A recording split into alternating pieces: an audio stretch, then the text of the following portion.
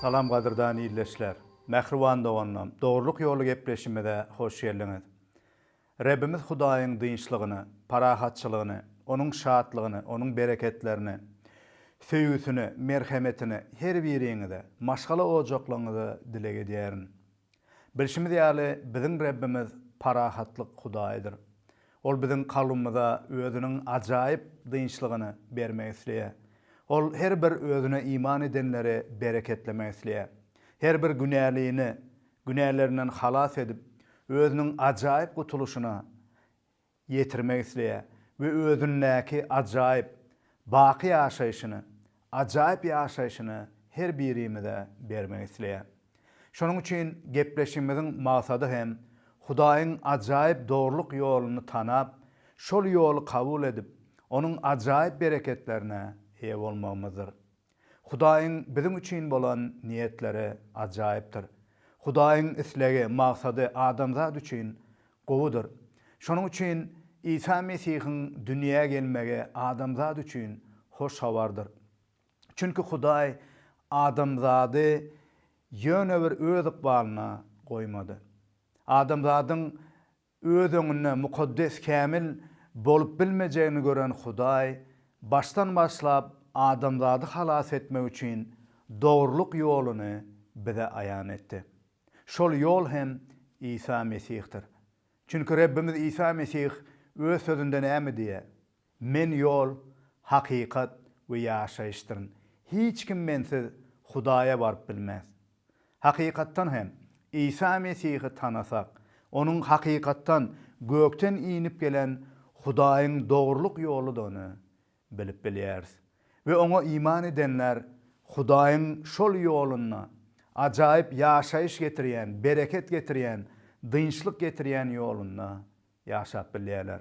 Şonuň üçin gepleşiklerimizde şol ýolu tanap, Hudaýyň şol ajaýyp durmuşuna eýe bolmak üçin, düşünmek üçin ve şol yaradan beýik Hudaýy, gudraty güýçli Hudaýy tanap, ona secde edip, ona övgüler aýdyp, ýaşaýyşymyz arkaly onu beýgelip, şöhratlap ýaşamagymyz üçin mukaddes ýadyglary biz siziň bilen öwrenýäris.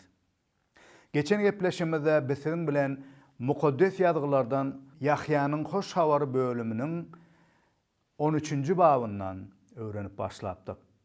Şol bölümne geçen gepleşimde hem aýdyşym ýaly İsa Mesih öz şägirdleri bilen bu wagt yekelikde, aýratyn, çüňür manyly, ýakyn wagt geçirýärdi.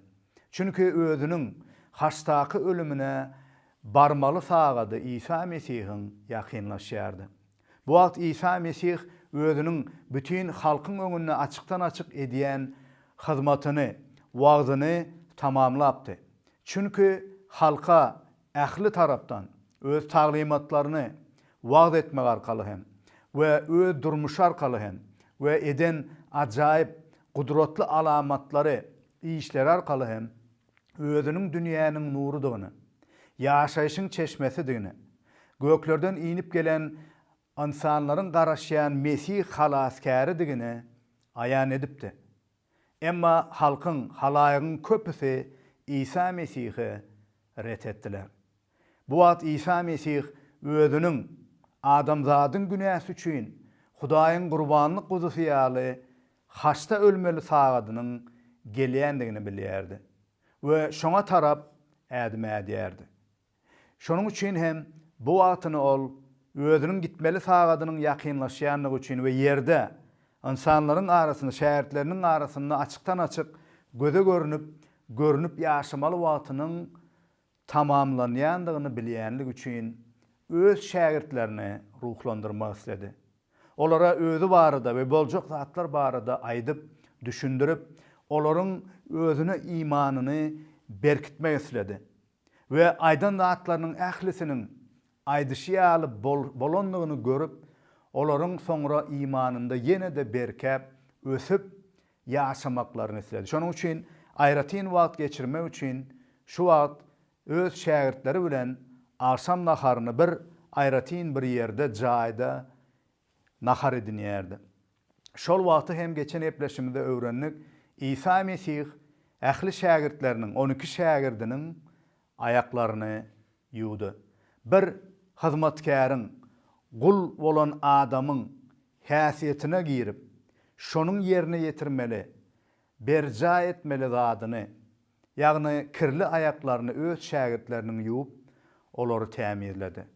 Ve bu arkaly özüniň olar bilen ýakyn gatnaşykdadygyny, özüniň hemişelik olar bilen üleşiginiň, ara gatnaşygynyň bardygyny ve şägirtleriniň, imanlaryň mätäşiklerine hemişe de İsa Mesihiň jogap berjekdigini, berýändigini biz siziň bilen öwrenip geçdik.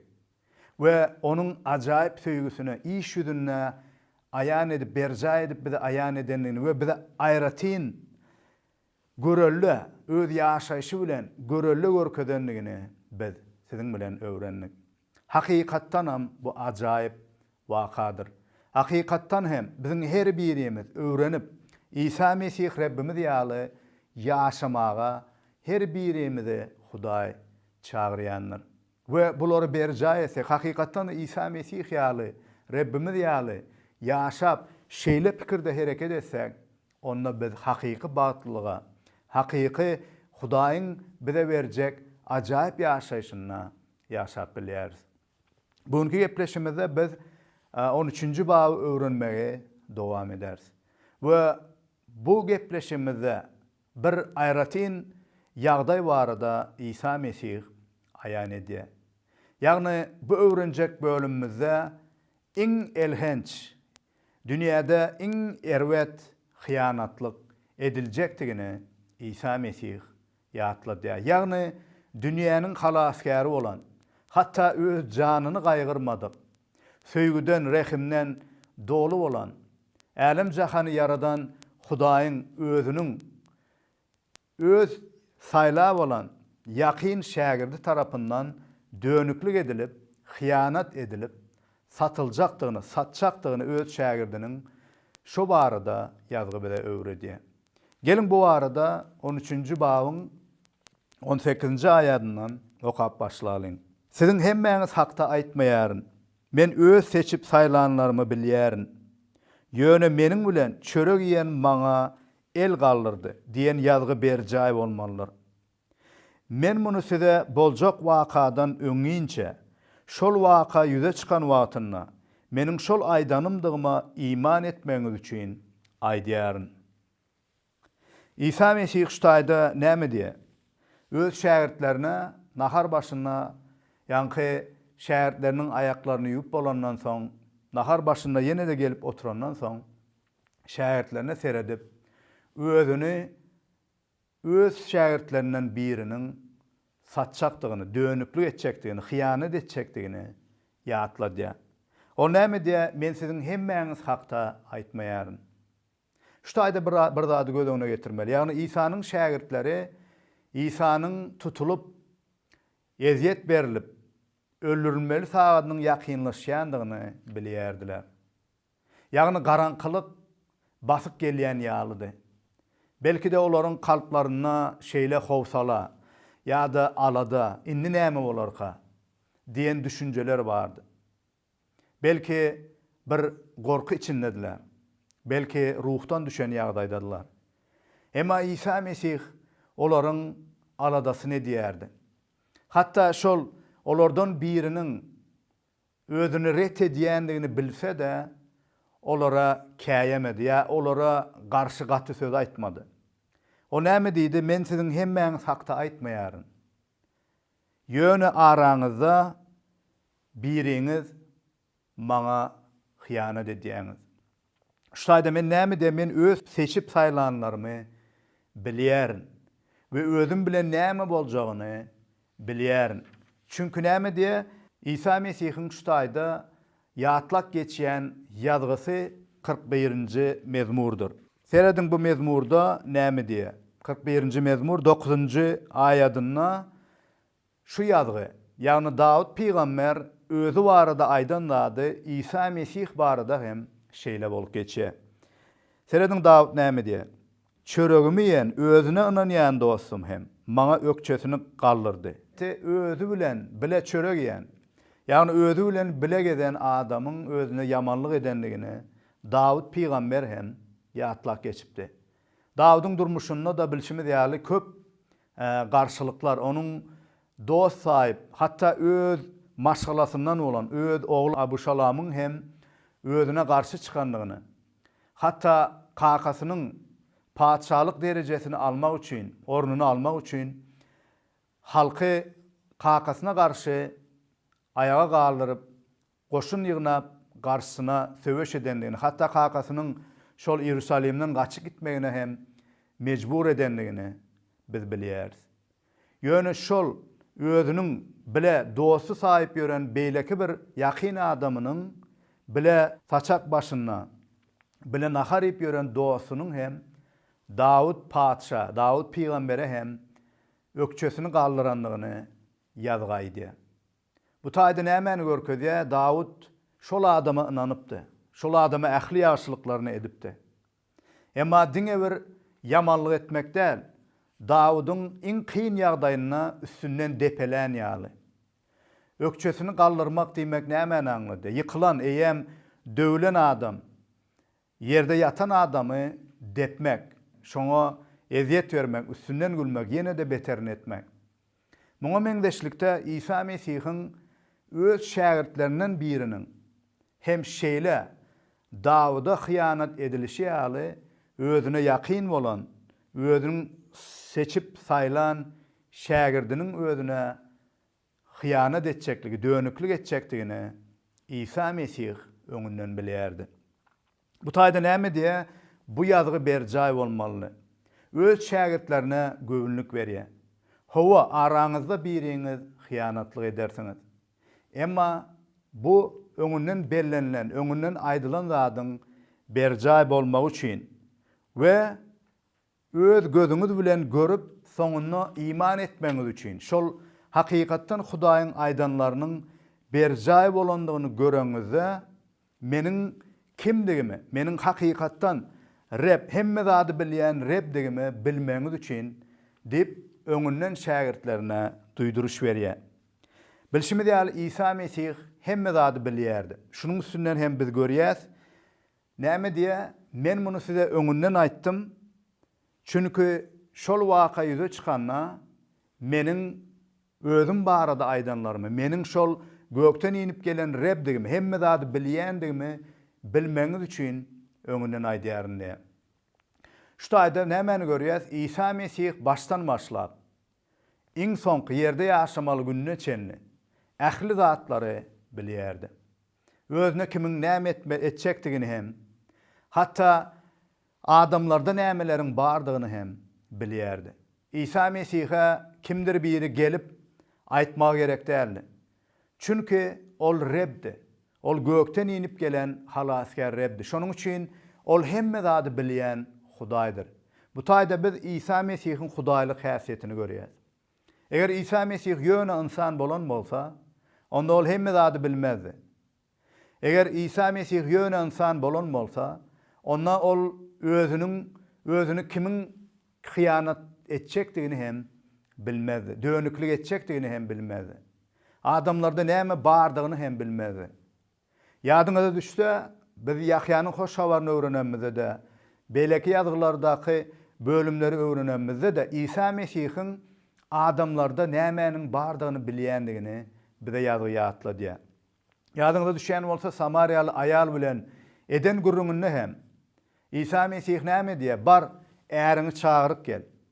Ol aýal ärim meniň ýok diýe. Menne ärim ýok diýenne İsa Mesih näme diýe? Dogry aýtdyň. Senin 5 tane äriň bardy. Bu atky ýaşaýanyň hem de öz äriňde.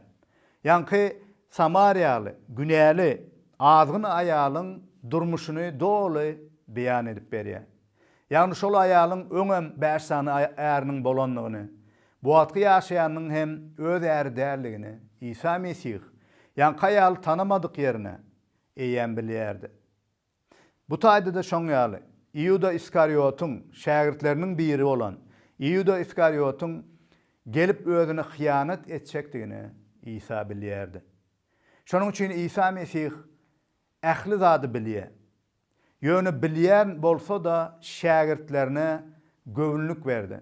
Şagirdlerine özü bilen boljak zatlary öňünden aýdyp, soňra bu zatlaryň berjaý bolandygyny görenne olaryň ruhlanmagyny isledi. Olaryň imanynyn dolmagyny isledi. Olaryň İsa Mesihiň hakyky özü barada aýdanlarynyň özüdigine inanmaklaryny, anamlarynda berkemeklerini isledi.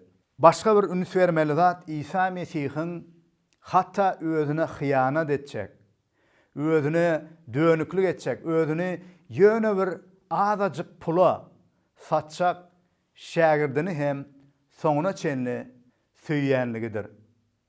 Bilşimi diýäli İsa Mesih şagirdleriniň geçen epleşimide öğrenişimi diýäli ayaklaryny ýuwanna Iuda Iskariot hem İsa Mesih'i ýene-de sanlyjy sagatlardan satmaga gitjek Iuda Iskarioty hem özü kabul etdi. Öz nahar saçanyň başyna çağırdy. Hatta Iuda Iskarioty yakynynda oturdy. Çep tarapynda Iuda Iskariot oturýar. Ve özüniň söýgüli şagirdi bolan Yahyanyň hoş habaryny hem ýazan şagirdi Resul Yahya bolsa İsa Mesihiň golaýyna sağ tarapynda İsa yakynlaşyp yan başynda oturan bolar. İsa Mesih çep tarapynda Iuda Iskariota yer berdi. Diňe bir nahar başynda bile wagt geçirmän Iuda Iskariotyň hem ayagyny ýuwdy. Nähili hayran galdyrjy. Özüňizi gödüňize getirip görüň. Size yamanlyk etjek, ertir ýa-da nähildir bir wagtdan soň siziň arkaňyzdan pyçak urjak ýa-da size dönüklük etjek, hatta erwetlikleri etjek adamy nahar başyna, saçak başyna çağıryp bilýäňizmi? Ve eliňizden gelen ähli ýagşylygy edip bilýäňizmi? İnsan bolan biz muny başaramyz. Eger özümiziň düşmanlarymyzyň kimdigini bilsek, biz olary daşlaşdyrýas. Biz olary hatta ceza berip, bir zat edip, şol düşmanlarymyzy ýok etjek bolýas. Emma İsa Mesih näme etdi? Hatta özüne hyýanat edýän Iuda Iskariotyň ayagyny ýuwdy. Onuň hem kirli ayaklaryny tämizledi. Onuň hakykatdan saýlanyp seçilmedik. Hatta ýagny Iuda Iskariotyň kalbyna imanyň ýokdugyny bilse de İsa Mesih näme etdi? Onuň hem ayagyny ýuwdy. Oňa ýaşylyk etmegini kemeltmedi. İzi giderli, soňuna çenli oňa ýaşylyk etdi. Bu taýda biz İsa Mesihiň hatta bugünkü gün onu ret edýänleri hem belki de bugünkü gün ay men inanýan diýip ýygnaklarda bolan bolup öz imany doganlaryny satýan, hyýanatlyk edýän, dönüklük edýän ýa-da ýamanlyk edýän ýa-da nähak ýere gidip başgalaryň öňünde imanlary ýamanlaýan ýöne inanýan ýaly görünip Iuda Iskariot ýaly ýaşaýanlary hem İsa Mesih soňuna çenli hatta soňky ýaşaýyş demi çykýança süýýändigini, ýagşylygyny gaýgyrmaýandygyny aýdýar. Ve bular arkaly eger şeýle iýleşlerimiz bar bolsa, yalandan iman eden bolup imanlara gara yapmak ýa-da yamanlamak niýeti bilen arasynda gezip ýören çyn imansız adamlary hem bar bolsa, şolara hem özüniň söýgüsini olara görkezip, olaryň hakykatdan çyndan toba edip İsa Mesih'e gaýdyp gelmeklerini gazanmak isleýär. Bu taýda da İsa Mesih soňuna çelli Iuda Iskarioty özüni satjak, hyýanat etjek Iuda Iskarioty söýdi we oňa ýaşylyklaryny görkezdi we soňuna çelli belki de garaşdy. Ol gaýdyp geler, toba eder, hakykatdan inanyp İsa Mesihiň ýaşaýyşyna eýe bolar, tämizlener, kalby tämizlener. Emma Iuda Iskariot şeytana yol verdi. Her gezek özünün imansızlığı netijesinde şeytan onun kalbına gün sayı ağırlaştı. Ve ağına girip sonuna hem Reblerin Rebbe, şaların şası, Reb halaskar İsa Mesih'e hıyanatlık etti. Gelin galan ayetleri okak geçelim. Seredin näme diye. Hakykatdan da size dogrusyny aýdýaryn. Meniň iýberen adamymy kabul eden meni kabul edýändir. Meni kabul eden bolsa, meni iýbereni kabul edýändir. İsa bu zatları aýdan soň ýüregi gyýlyp, güwälik edip diýdi. Hakykatdan size dogrusyny aýdýaryn. Sizden biri maňa haýynlyk eder. Şägirdleri onuň muny kime kaktyryp aýdýanyny bilmän aljyraňlyk bilen bir-birlerine seredişdiler. Şägirdlerden biri saçak başyna İsa'nın döşüne yaplanyp ýatyrdy. İsa onu gowy görýärdi. Simon Petrus onuň kime kaktyryp aýdýanyny soramagy ýanky şägirde ümledi. İsa'nın döşüne yaplanyp ýatan oňa "Ýa ol kim?" diýdi. İsa jogap berdi. "Şu çöregi tabaga batyryp kime bersem şoldur." Onsoň çöregi tabaga batyryp Simonyň ogly Ýuda Iskariota berdi. Çöregi alan badyny Ýudanyň içine iblis girdi. İsa oňa "Näme etjek bolsaň tiz et" diýdi. Muny İsa'nın oňa näme üçin aýdanyna oturanlaryň hiç biri düşünmedi. Pul torba Ýudada bolan soň käbirleri İsa oňa "Bayram üçin bize gerek zatlary satyn al, ýa garyplara biraz paýla" diýýändir öýtdiler. Ýuda çöregi aldy da derrew daşaryk çykdy. Giýjelekdi. Şu taýda aýdyşym ýaly İsa Mesih öz şägirdlerine olaryň arasynda biriniň haýynlyk etjekdigini we kimin haýynlyk etjekdigini bize ayatlarda aýan edýär. Näme bolup geçdi? İsa Mesih näme diýär? Hatta biriňiz maňa haýynlyk etseňiz hem galanlaryňyz imanda berk galyp meniň aýdanlarymy berja etmelisiňiz. Siz dünýä meniň hoş habarmy wagt edersiňiz. Çünki näme diýär? Siz meniň adymdan dünýäge gidersiňiz. Eger dünýädäki adamlar siziň aýtjak habaryňyza inansalar, sizi kabul etseler, onda meni kabul ederler. Eger meni kabul edýän bolsa, hakykatdan Hudaýy kabul edenligidir. Şonuň üçin hatta şol bolup geçjek ýagdaýlar hem şägirdleri ruhdan düşürmeli däldi. Olara umid bermeli. Soňunda hemme zadyň İsa Mesihiň aýdyşy ýaly bolanlygy üçin olara umid bermeli, ynam bermeli. Bu netijede İsa Mesih şägirdlerini hem hyzmata ruhlandyrdy. Şonuň üçin ol öňünden olara aýtdy. Başga bir zat şu taýda İsa Mesih ýanky özüne dönüklik etjäň Ýuda Iskariotdygyny bize ýazgylar arkaly görkezýär. Ýagny şu taýda Ýuda Iskariot öňe aýtdym, İsa Mesihiň çep tarapyna ýakynyna otyrdy. Şol başdaky ýagdaýda eýem iblis Ýuda Iskariotyň kalbyna aralaşypdy. Şeýle oňa dönüklik etmegi oňa beripdi. Bu sebäpden bu wagt şol dönüklik etmek, hyýanet etmek sagadyna Ýuda Iskariot ýakynlaşýardy. Şo wagt haçan İsa Mesih siziň biriňiz meni maňa hyýanet edersiňiz diýenne Simon Petrus Yahya, ýagny İsa Mesihiň ýakynynda oturan Yahya Resula kimdigini sorap soramalydygyny ümleýär. Yahya da onuň kimdigini soranyna İsa Mesih näme diýär? Meniň çöregi alyp nahara batyryp şol çöregi beren adamym maňa diýe hyýanatlyk eder. Ve netijede näme etdi? Eline çörek alıp İsa Mesih şol çöregi nahara batyryp ýanky Ýuda Iskarioty özüni dönüklik etjek adama dostluk elini uzadýar. Ýagny nahary çöregi bölüp ýanky Ýuda hyzmat edip şoňa berýär. Näme Ýuda näme edýär? Ýuda çöregi alan badyna ýanky iblis doly Ýuda Iskariotyň kalbyny eýleýär. Ve netijede ol berja etmeli zadyny berja etmeli bolýar. Çünki iblis ona hyýanet etmekligi doly buyurýar. Şu taýda näme bolup geçýär? İsa Mesih näme etjek bolsaň tizara et diýip Ýuda Iskariota iş buyurýar. Ýöne onuň etmeli işiniň nämedigini şägirdleri düşünmeýe başda. Ýöne İsa Mesih ona gidip özü barada etmege eýýäm yüregine, kalbyny aňyna guýan zadyny berja etmeligini oňa ýatla diýe. Netijede şol wagt, şol çöregi eline alan wagtynda Iuda Iskariot daşaryk çykýar we gidip şol giýje hem İsa Mesihi satýar. Gaty gynançly ýagdaý. Iuda Iskariot'un çıkıp giden wagty hem ýazgy bize näme diýe? Giýjelikdi, garankylykdy.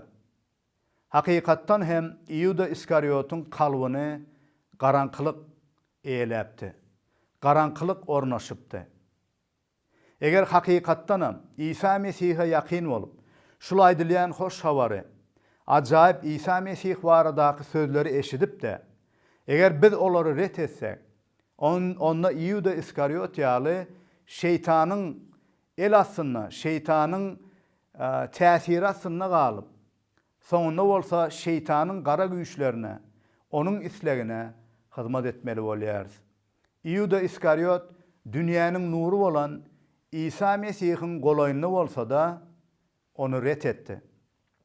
Onuň ýakynynda bolsa da, onuň söýgüsini, onuň aladasyny, onuň hakykatlaryny bilse de, kalbyna İsa Mesihi dolu kabul etmedi. Bu sebäpden onuň kalby dolu temizlenmedikdi. Netijede näme etdi? Şeytanyň maksadyna gulluk etdi. We baky garankylykda galdy. Ol giýjeligiň içine siňip gitdi. Diňe bir ol däl, ol baky tümlükde, şeytanyň boljak ýeri bolan baky dowzak oduna gitmeli boldy, höküm edilmeli boldy. Çünki dünýäniň nuru bolan İsa Mesihi ret etdi. Gadyrdan iýleşim. Sen İsa Mesihe ýakynlaşmak isleýärmiň? Ýa-da ondan daşlaşmak isleýärmiň? Onuň nurunda, nurda bolmak isleýärmiň? Oňa gelip ýaşaýyşda ýaşamak isleýärmiň? Ýa-da tümlükde galmak isleýärmiň? Bu seniň saýlawyň. Gadyrdan imanly doganlam. Rabbimiz İsa Mesih bugün belki sen ruhtan düşen bolsaň da seni hem ruhlandyrmak isleýär. Ol seniň durmuşyňda bolup geçen her bir zady bilýär. Belki de sen lapkeşlikdesin. Belki de sen öz Rabbini ret etmek, ondan daşlaşmak islegindesin. Emma Rabb İsa Mesih seni söýýär we seni öz ýanyna çagyrýar. Özü bilen şol üleşigiň, şol ara gatnaşyň içinde bolmagy isleýär. Seni ruhlandyrmak isleýär. Anamda berkep, hatta günah eden bolsaňam towba edip, onuň hakykatyna ýakynlaşyp, onuň söz arkaly temizlenip, ýene de täzeden güýj alyp, onuň dogrulygyna ýaşamagyny isleýär. Goý Rabbimiz her birimizi anamly ýaşamakda, hakykatyny gezmekde bize güýç kuwwat bersin. Onuň bereketleri, merhemeti her biriňiz bilen bolsun. Hoş, sag bolun.